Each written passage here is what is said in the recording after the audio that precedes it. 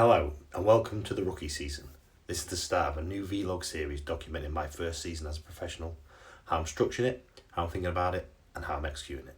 No dramatics, no shortcuts, just the process done properly. In this episode, I'm going to map out the plan for the upcoming season.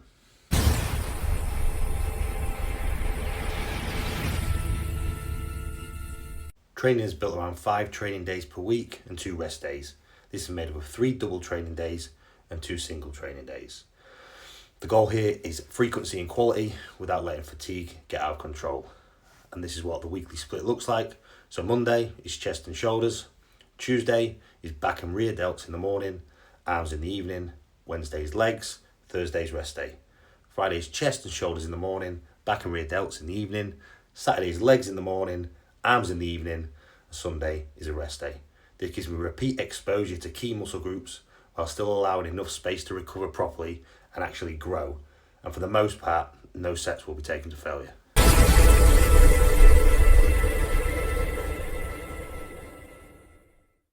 The diet.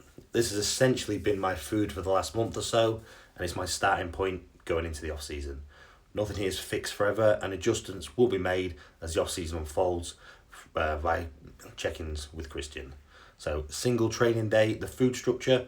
On a single training day, macros and calories are proteins 270 grams, carbs 695 grams, fats 84 grams, and calories 4,600 grams. And the food looks like this. Pre-workout, I'll have 43 grams of AGF, 90 grams of maize pudding, 60 grams of rice pudding, 150 grams of strawberries, 20 grams of 100% dark chocolate.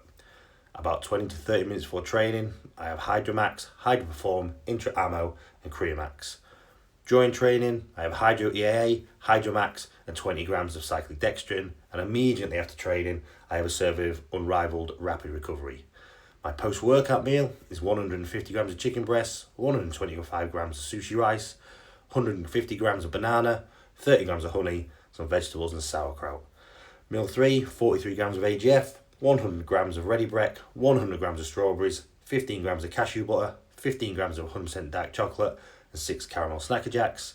Meal 4, 150 grams of chicken breast, 125 grams of sushi rice, vegetables and sauerkraut. And the last meal of the day is 180 grams of lean beef with 350 grams of red potato, 15 grams of macadamia nut oil, 10 grams of olive oil, and vegetables and sauerkraut. And then on double training days, I use the exact same 5 main meals. The only difference is that the peri-workout setup is repeated for the second time. So I have the same pre, intra, and post shakes.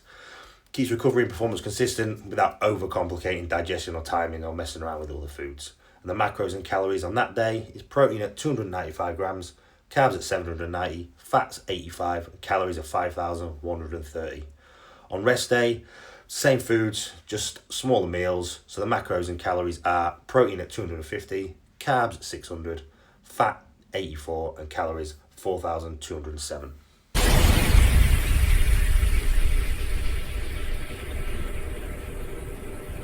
Cardio is set up 4 times per week, 30 minutes a session. It's performed mid-afternoon on rest days and after my post-workout meal on a single training day and kept in the upper sort of end of zone 2. Outside of that, daily steps will sit between 10 and 12,000.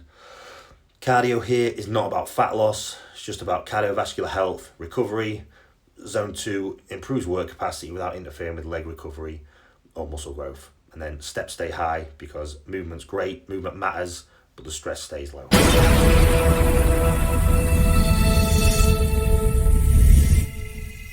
The drugs. Now, I'm not going to over-explain this, just outlining what's in place. So, get testosterone enanthate, 400 milligrams per week, masteron enanthate at 200 milligrams per week, and tressolone acetate at 25 milligrams daily. Growth hormone at 5 IU pre-bed, Monday to Saturday, not on a Sunday. 2 IU pre-training, which means total daily GH lies somewhere between 5 and 9 IU depending on what day it is, Monday to Saturday. IGF DES at 170 micrograms per muscle trained, that's taken immediately post-workout. Retatrutide at 0.5 milligrams daily, taken pre-bed. MOTS-C, 2 milligrams on wake.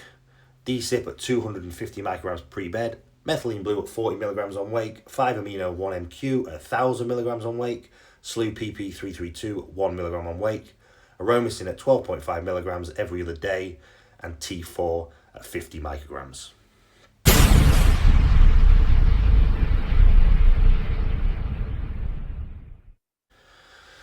You might be wondering why drug doses are lower than I've used previously, and why I'm not really going to be trained to failure.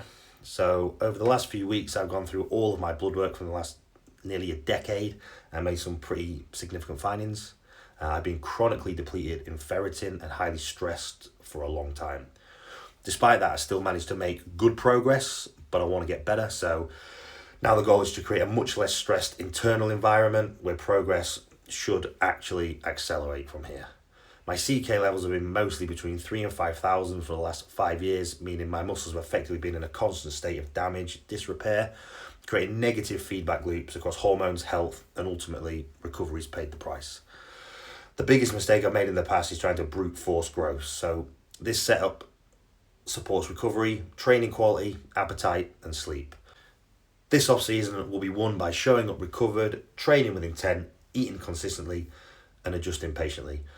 You might also wonder why I'm training more days if the goal is to be less fatigued. The goal is not to train more itself, it's just to recover better while still driving progress.